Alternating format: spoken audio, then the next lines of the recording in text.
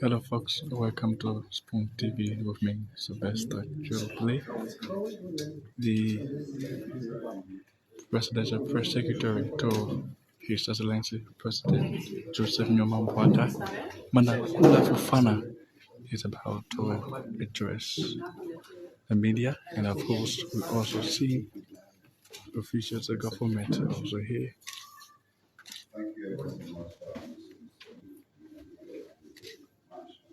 Good evening, ladies and gentlemen of the press, and I'd like to, in this to do with Brinkman County and the emerging situation. But before I go into detail, I'd like to introduce to you our team. You see here is a joint effort between the Executive Mansion, the Liberia National Police, and the immediate right. You have the Deputy Minister of Public Affairs for the Ministry of State for Presidential Affairs, Deputy Minister Anthony Kessley, and our own brother Daniel Sano of the Ministry of Information. Apologies if I missed the names and all of that. But this press briefing, as I said, the subject of the situation happening in Kinjal. The Executive Mansion is concerned about the current violent situation taking place at the Beer Mountain Mining Company and the citizens of that part of the country. So today, following the cabinet meeting, there was also earlier on a special cabinet meeting held with cabinet members and His Excellency President Joseph Boakai. At the conclusion of that meeting, and due to the emerging information that His Excellency received, there's a committee of sector ministers to immediately, along with the Liberian National Police, to follow up on the current situation as it emerged, and the sector ministers that were designated to be able to go to Kinjal and follow up with the current protest action taking place in that part of the country. The ministers named were the Minister of Justice, the Minister of Mines and Energy, the Minister of Labor, and the head of the National Bureau of Concession, along and in close collaboration of the Liberian National Police. So His Excellency is very concerned, and he's hoping at the end of the investigation, the team that was dispatched will be able to provide full information as to the details. With the details of, in terms of casualties and any other detail relating to the situation in Kinjal, the protest action, we will turn to the team, the Ministry of Information, Culture and Tourism, particularly Minister who was recently confirmed, Jeremy Matthew Pia. Welcome, Minister.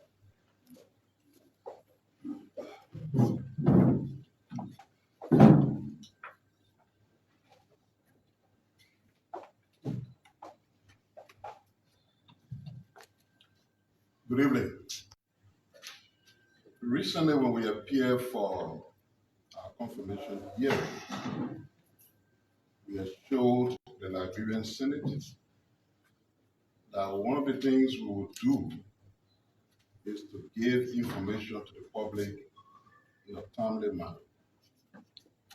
We also promised that we'll be very truthful in our interaction with the public so as to kind of integrity we should have as a government. If you have a government that is not trusted by the people, you have a problem. So it is our job to ensure that the people trust their government, and the way to do that is to be very honest and transparent in all that we do. All of you have been following the situation unfolding in Kinjal, Grand Cape County. And let me start by saying the situation there did not start with the current administration. There has been issues in Kinjal, but of recent, issues escalated. And as you may have been following on social media, there's been problem. Everyone got their own interpretation, but we chose to now give you the government side of the story. There's been protests in Kinjal. Of course, the government has security forces deployed there. The individuals who were protesting were also armed. as a result of that, whatever was happening there escalated beyond control. In the event, one citizen was killed. The exact situation concerning how that citizen got killed is still being investigated. Also, 9 officers of the Liberian National Police were injured. One of the officers, who is an ERU personnel, was injured in the head. Another officer received his injury on the leg. About 18 persons, or protesters, if you may, were arrested. It will interest you to also know that the police station, the police barrack, and the gym that is attached to the facility were all destroyed by the protesters. The technical and vocational school in the area was also completely vandalized by the protesters. As we speak currently, the situation is somehow calm, very fluid. The Inspector General of Police is here. He could add other information he has, but we want to assure you that the government, with what is taking place there, as the press secretary said, the president dispatched a team. You'll be wondering why those individuals, the labor ministry is associated with workforce. The Bureau of Concession, as a concession area. So all of the individuals that were named the Minister of Lands and Mines, they are people whose job, is exactly associated with what is taking place there. Our country is evolving. People complain that there's no job. I said at the confirmation hearing, when we were talking all the big talks about tourism, I did say that tourists will not come here when they think the year of bad news. When concession areas are being attacked. And one of the things we're very concerned about is the fact that we were told that one of the individuals leading protesters against security forces is a lawmaker. We cannot run our country that way. The government would like to express regret for the death of the citizen who died. But at the same time, we must understand that all these security officers are people who also die. They leave their wives, their children, and their family members who want to serve the state. In the event where in the discharge of their duties, they themselves are under threat, they will have to act consistent with their own regulations. But the fact that there is a death of a citizen is something that the government regrets. We also sympathize with those officers, the 9 officers who are wounded. The one that is wounded in the head, no one can say how it will end. So we have to keep our country in a way that shows to the rest of the world that we are ready for business. We cannot afford to make our country a lawless place. There are problems all over the place, different concession areas. Problems not created by this government. This government has been in power barely a month. And it's committed to solving some of those problems. But should we use violence as a means of solving problems that we have? We don't think so. So we wanted to make sure that away from all the different speculations on social media, we wanted you to have formal information from the government, and that's what we've done.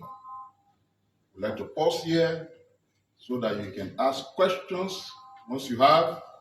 At that point, the Inspector General of Police, who are we allowed to say something if he has, before we take your question, we assist in answering those questions, especially those that may be security related. Come on.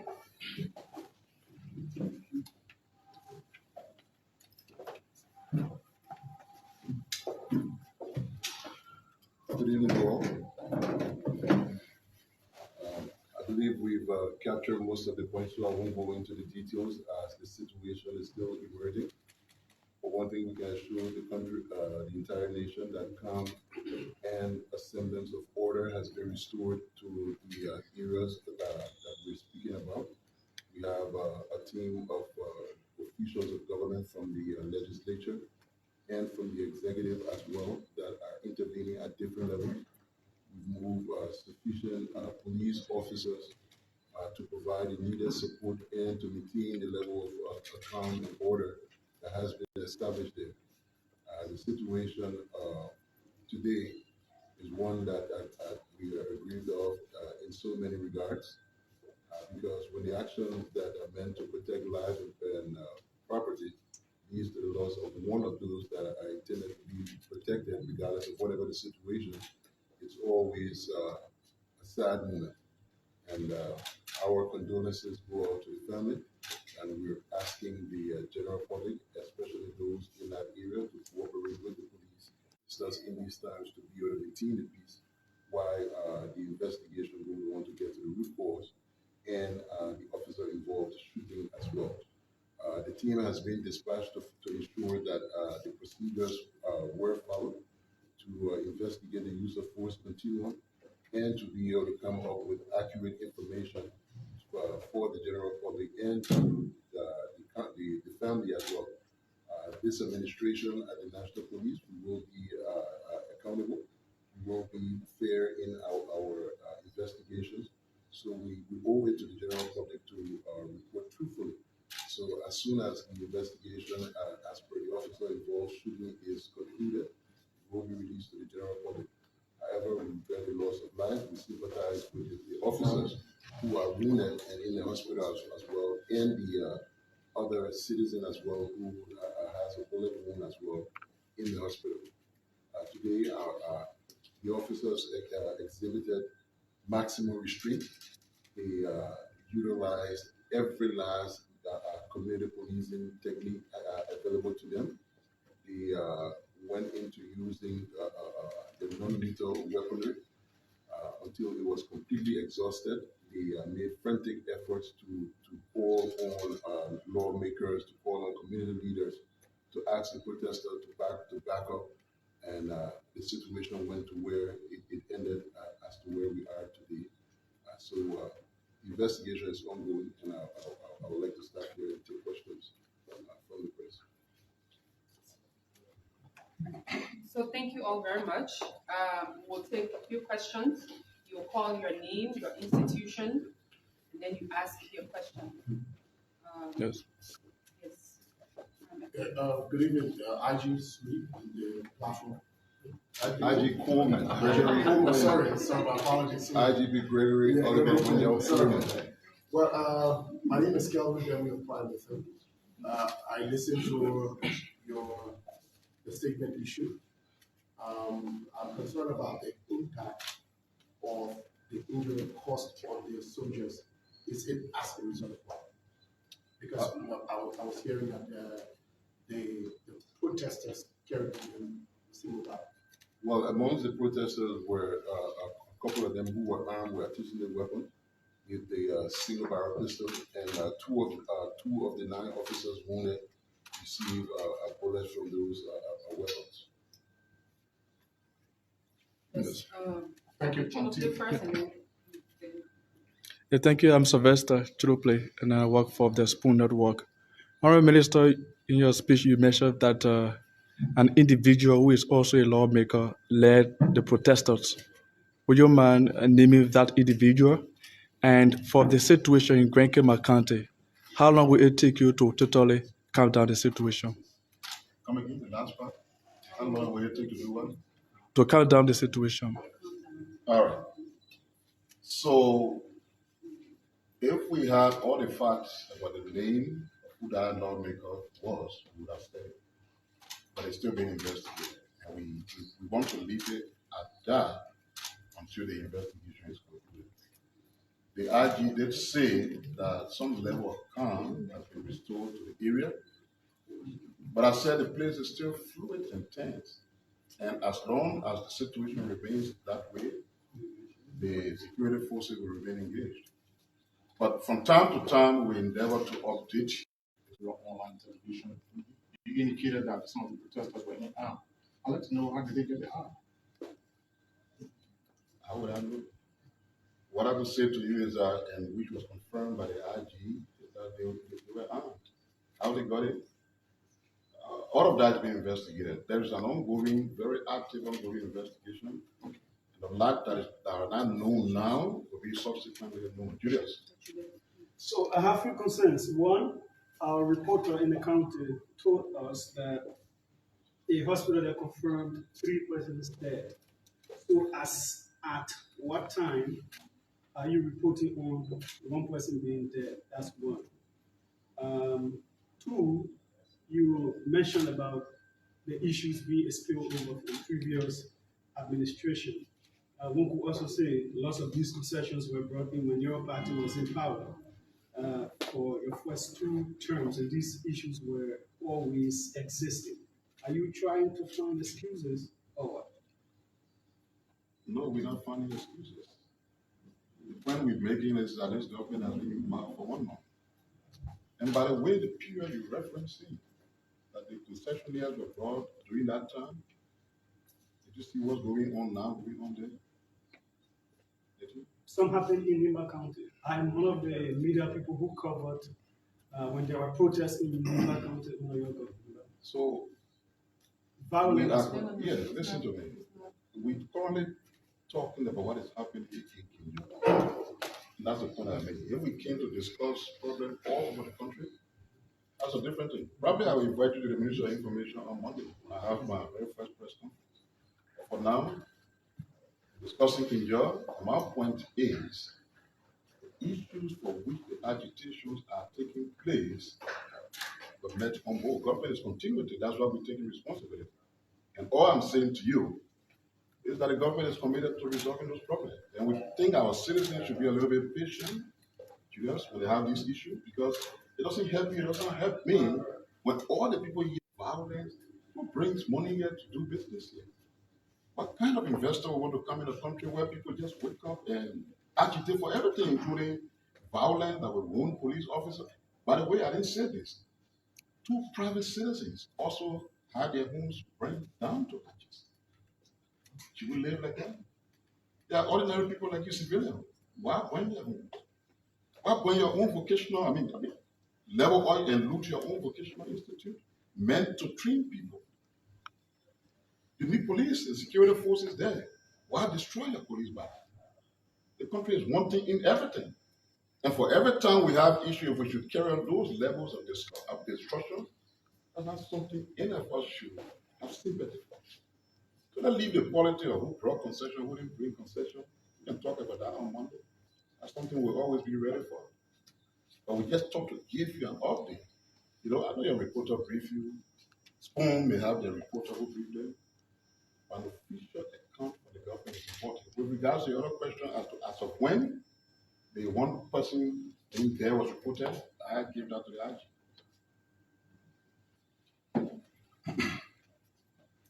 So once again, as far as I'm being informed, as of 15 minutes before I walked in here, there was still 1 person reported dead. As a matter of fact, when this person got shot, immediately I made a call to the John F. Kennedy Hospital and asked for an ambulance to proceed to the scene. While the ambulance was en route to the scene, we made contact with the doctors there to start to inform JFK of the level of wounds so the trauma ward could be prepared to immediately receive the victim.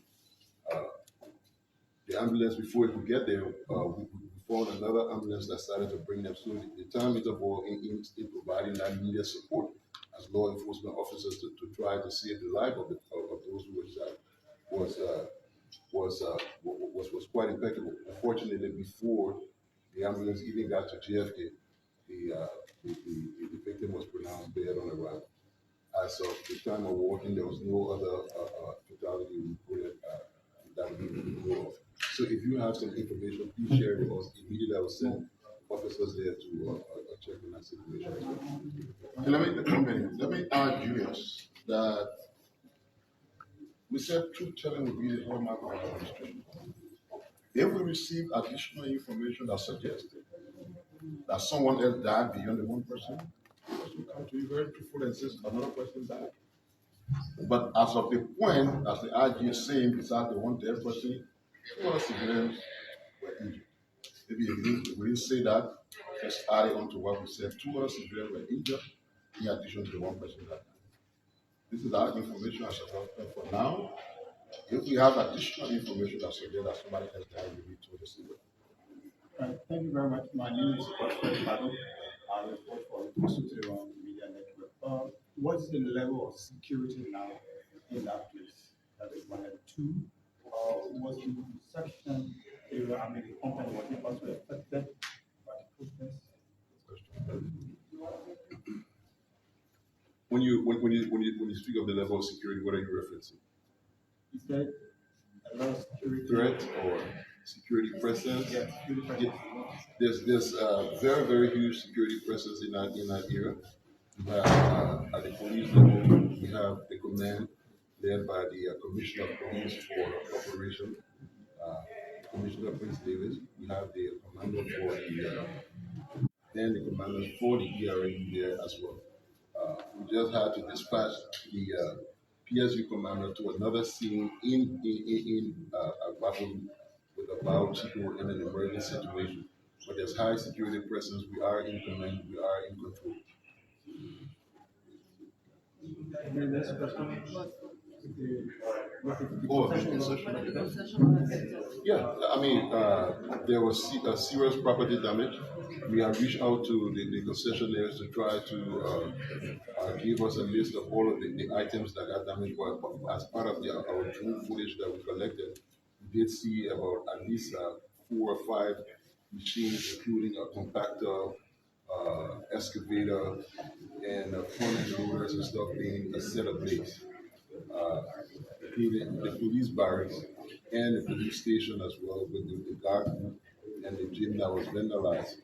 There was also, at some point in time, engagement with one of the was live rounds. So since we're under non-lethal weaponry, we asked the police to back up so as to not engage them any further. So this process will be ongoing. Tomorrow, the press secretary will have a normal, regular briefing. If she permission to give to you, she will.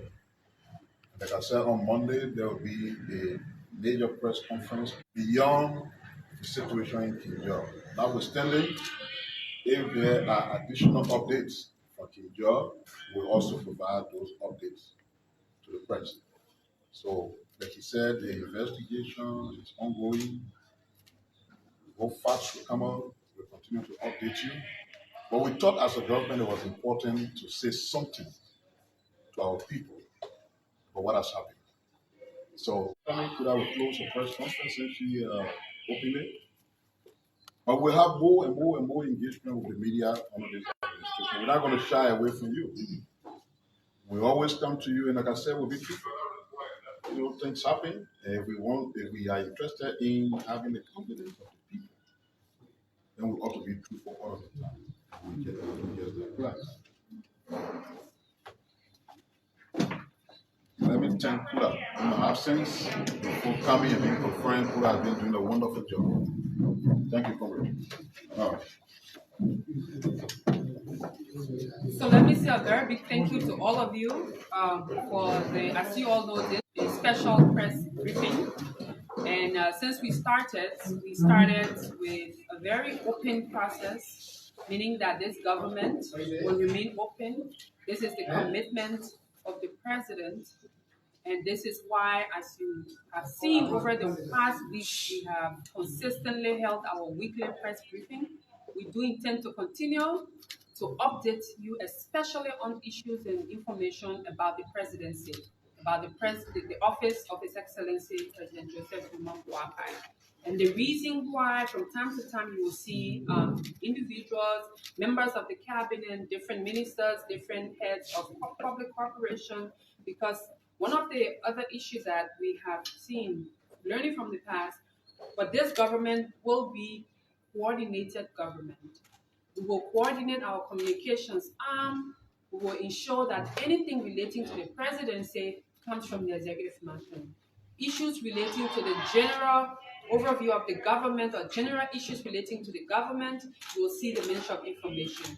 Any issues specifically relating to a specific sector within our governance structure, you will see those specific individuals and specific authorities in charge of those information. That is why this evening you saw a collaborative effort between the Office of the President, His Excellency Joseph Boakai, the Minister of Information, because it has to do with the entire country, and you saw specifically because it has to do with law and order and the issue of casualties and all. That's why you see the Inspector General of Police. As time goes on, you will see the continuation of this level of coordination between all arms of government as we all work together to inform the public, to keep the public informed on issues relating to this government.